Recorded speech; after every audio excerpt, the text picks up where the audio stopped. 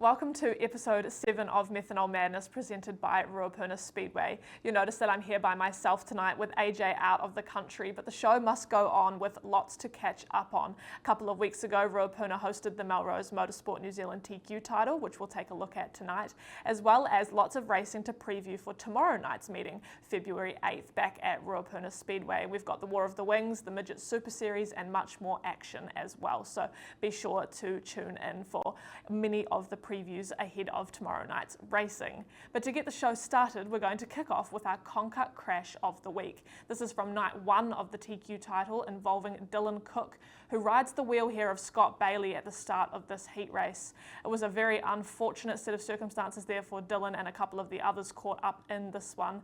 And it was the start of a very bad weekend for Dylan, also suffering from a blown engine as well, but able to recover and win his first feature win actually at Nelson just last weekend for the New Zealand TQ Grand Prix. But with so much action over the weekend, we thought we'd throw in a bonus crash. This one of Blake Finlay, also from the Friday night of the TQ title, riding the wheel there of Rebecca Bugler. We've spoken about many instances of bad luck that Blake has incurred this season, and we thought that he was back on a good luck streak, but unfortunately not. Happy to see Blake walk away from this one. The car, not so much, but very lucky there as he makes contact with the fence and comes to a pretty sudden stop. But our last meeting was none other than that Melrose Motorsport New Zealand TQ title, and we want to unpack this now in the Ruapuna Speedway Review of the Week. We had a lot of racing over what ended up being 3 days, starting with a quick look at our support classes over the weekend. The quarter midgets raced on Friday night, where Darcy Rasmussen and Jackson Clark picked up a heat win each, but it was Jackson returning to victory lane once again in the feature. Second went to Ryan Gallagher, and third place Darcy Rasmussen, and there was lots of great racing all throughout a very solid field of over 20 cars for them on the Friday night. The modified sprints got their full program in on Friday night, with Brett Booth and Liam Astle winning heat races. A shame to see Connie McKay tip it up in heat 1 there, but it was good to see her get back out, one of those rookies that's doing exceptionally well out there. The feature race was won by Liam Astle, but it was a late run by Harry McIntyre that boosted him to second place, with Brett Booth finishing in third. It was an unlucky finish there for Hayden Kedsley, who was on for a podium finish, but unfortunately looped it around with only a couple of laps to go. On Saturday night, with the heat races being completed, it was Dylan Forsey out in full force. Now, we're obviously well used to seeing Dylan out there in the sprint car, but with them having the weekend off, he took the opportunity to jump into the 55C modified sprint and winning a heat race doing so. So a great effort for Dylan there to continue getting in some laps around Ruapuna Speedway. There's been plenty of strong performances all throughout that class as well, with rookie Cooper Forbes out there as well, battling engine issues. He wasn't able to improve on his 5th place finish there, but lots more to come from young Cooper, I'm sure. The wingless sprints also attended both nights, with Kirk Hawkins picking up Friday night's feature win, and Kane Jemmett returns to victory lane, which was well received after quite a lengthy break there for Kane Jemmett. It was a great win for the whole family, and nice to see that the numbers for the class are continuing to pick up as the season goes on. It was a very simple night for the midgets on Saturday night as well, with only their heat races able to be run. Glenn Jury and Jay Chadwick picked up each a heat win there as well, but they did, however, also have Ellesmere on the Sunday for another round of the City South Van Spears Midget Super Series. It was a very popular win there, with Nathan Wilkie picking up his first feature win. He then backed this up by picking up another win in Nelson over the weekend, and it's great to see that team having some success. If you've been watching along on Methanol Madness this season, you'll know that AJ and I have spoken quite regularly about the dedication that the Wilkie family have put into Speedway. So fantastic to see them able to gain some success over the last couple of weeks, and hope that that run continues into this weekend for them. But into our headlining events for the weekend was, of course, the City South Van Spears Sidecar Masters, which we spoke about quite frequently on the show as well, with the sidecars returning to Ruapuna for the first time in many years.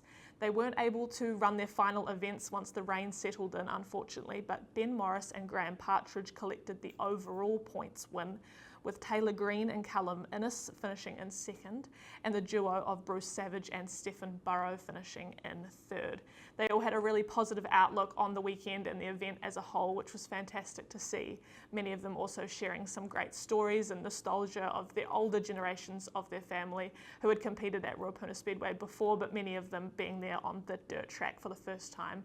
So great to see them get their exhibition event in for the season, and I'm sure that we may see them back in the near future as well. They do of course have a dedicated bike track out at Moore Park in West Melton if you're looking for more sidecar action, but definitely great to have them return to Ruapuna for this invitational and get to experience that track again for some of them, and as for some of them for the first time, I know that they really enjoyed that as well. So awesome to see them back, and of course thanks to City South Band Spares for their support of that Masters event. But the star of the show was of course the TQ class, thanks to Melrose Motorsports, who sponsored their New Zealand Championship. With over 50 competitors, 15 heat races, 2 B mains, and the title feature of course being run on the Sunday in the end. There's a lot to unpack, so that we're probably going to miss some things, but we're going to try and cover some of the highlights over the 2 days of racing that the TQ class put on. It started off really strong on Friday night for the North Islanders, who picked up the win in all 9 heats.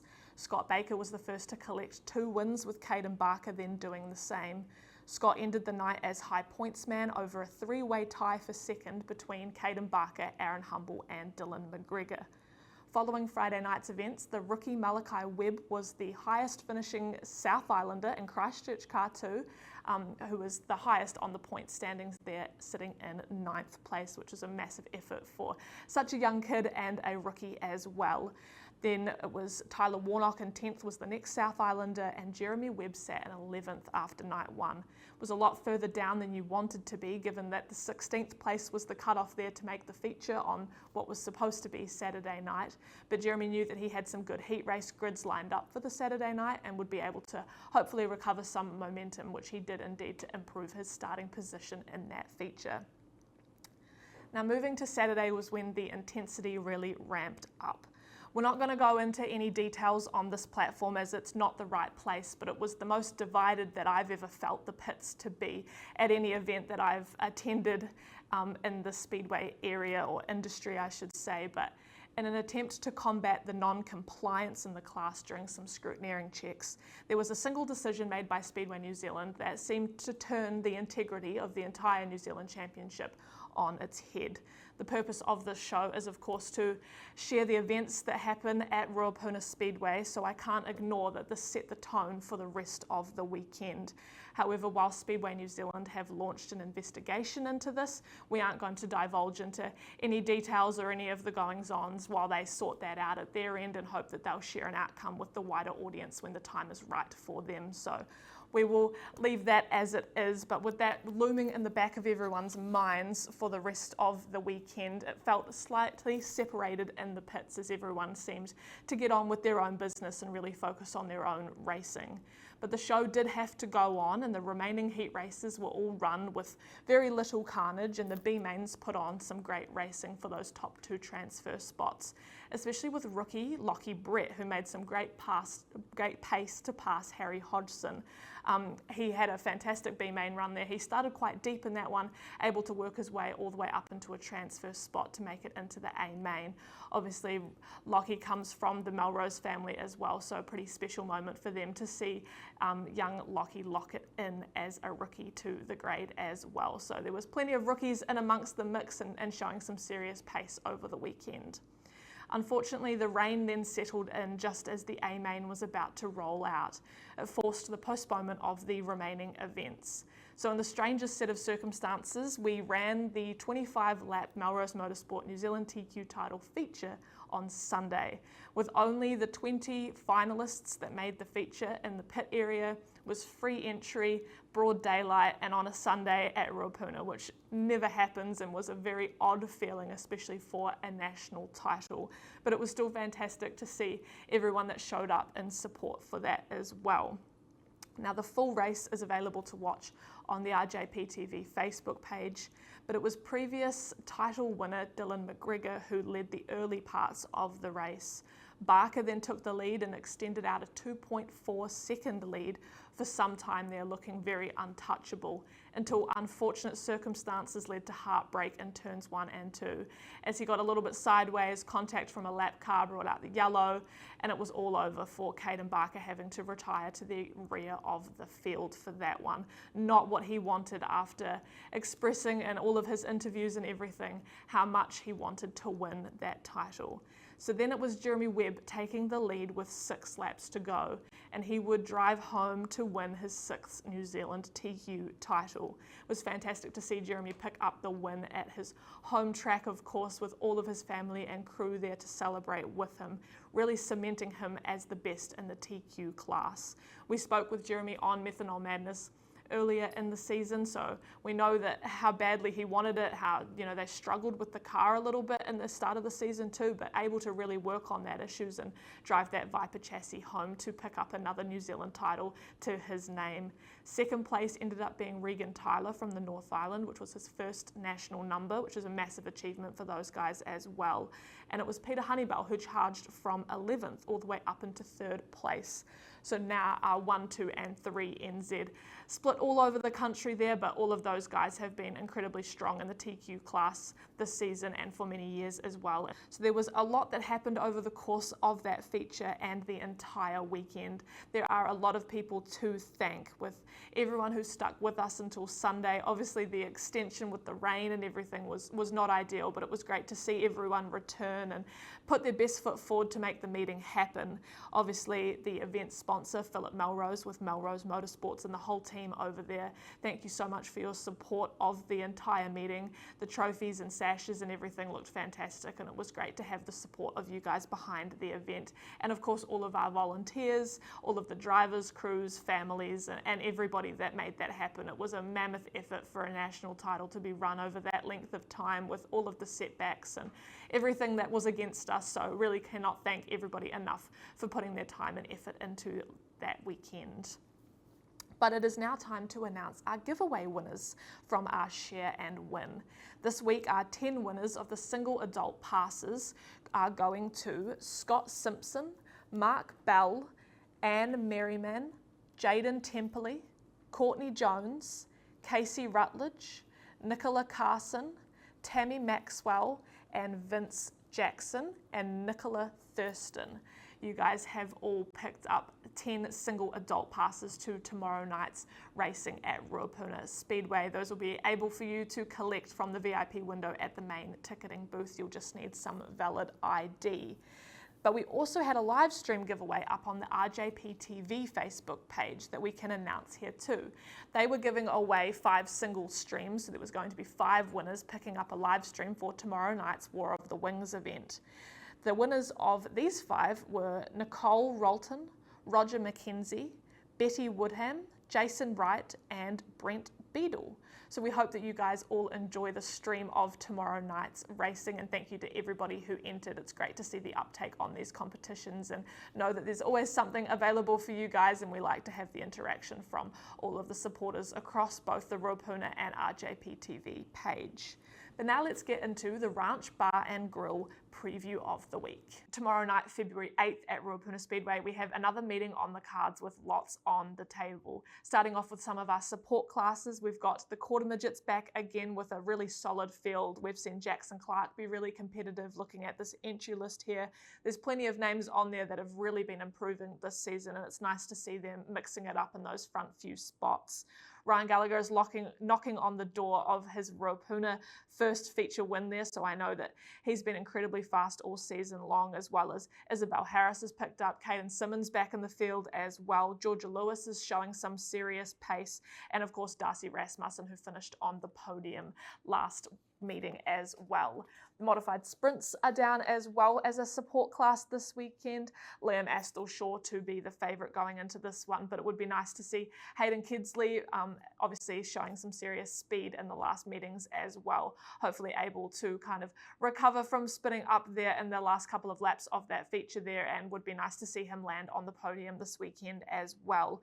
And Cooper Forbes, we spoke about earlier as well, very determined family to put some results down on the table, so hopefully he can have a bit of a better run this weekend as well. Now, the first of the series for the weekend includes the wingless sprints with another round of the affordable car sales Battle of the Sixes. Now, these wingless sprints, the numbers are picking up. It's nice to see Samantha Sanford making the trip up from Cromwell. Corey Duckmanton's been getting more laps in than ever, so nice to see him obviously in the entry list there, and obviously wanting to improve on some of his results as well, showing some serious pace and already finished on the podium a couple of times this season. Kane Jemmett is sure a favourite, showing a lot of pace up there as well, and really picking back up where he left off, which will be great to see. And Kirk Hawkins, who picked up the last win of the last round of this series, so be good to see him improve on the point standings there as well. Now, with the Midget Super Series sponsored by City South Van Spears, another really great field of midgets, another class that it's great to see the numbers kind of picking up as the season goes on, with 12 of them on the entry list at the moment. Nathan Wilkie, obviously fresh off the 2 wins from Ellesmere and Nelson, so I'm sure that he's knocking on the door of a Ruapuna victory, or the team would really like to pick that one up, I'm sure. Glenn Jury looking very strong out there as well. Jay Chadwick also very strong. Of course, we've seen him win at Ruapuna this season already. And Liam McCoubry, who also picked up a win, is looking to get back into victory lane as well. The current point standings for that series there, Jay is currently leading on 211, with Liam just behind him on 204. So a pretty close gap between first and second for those guys as well. And Nathan Wilkie has moved up to third in the overall point standings after his success at Ellesmere. He's back there on 191. Now, we've also got a really large field of sprint cars this weekend. Over 20 of them registered for the Hydrolink War of the Wings. It's their last round in Canterbury before they head up to Blenheim and Nelson to finish out the season up there next weekend. So it'd be nice to see them get to crown their champion up at the top of the South Speedway. Current points leader of the series, Connor Rangi, looking to continue that streak. Hopefully, I know that they've had their fair share of bad luck, but with Connor hitting that fantastic race at Greymouth just a couple of weeks ago, really put him in a great position coming into the final rounds of this series here. We've got the Daniel Anderson racing team of Joel Myers Jr. and Max Guilford knocking on the door of those series points, of course, as well, with Joel being incredibly strong force in the sprint cars, as we all expected this season. We've got Jonathan Allard making his way as well. So we've got 2 Americans in the field between Joel and Jonathan, and I know that the rivalry between the 2 of them, with all of the respect in the world, is great to watch, and they are sure to put on a show. We've also got Zachary Sokal making the trip down from Auckland for the first time this season.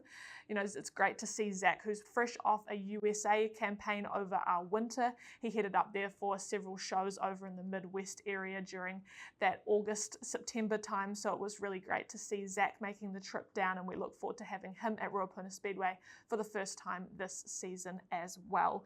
We've also got Jaden Dodge back on the entry lists. It's the first time that we've seen Jaden this season, so it'd be interesting to see what he can throw into the mix, as well as Matthew Levisage, Bailey Patterson, of course Dylan Forsey, and fan favourite Jamie Duff all up in there as well. So there is bound to be plenty of action throughout that sprint car field as they contest for the Hydrolink War of the Wings.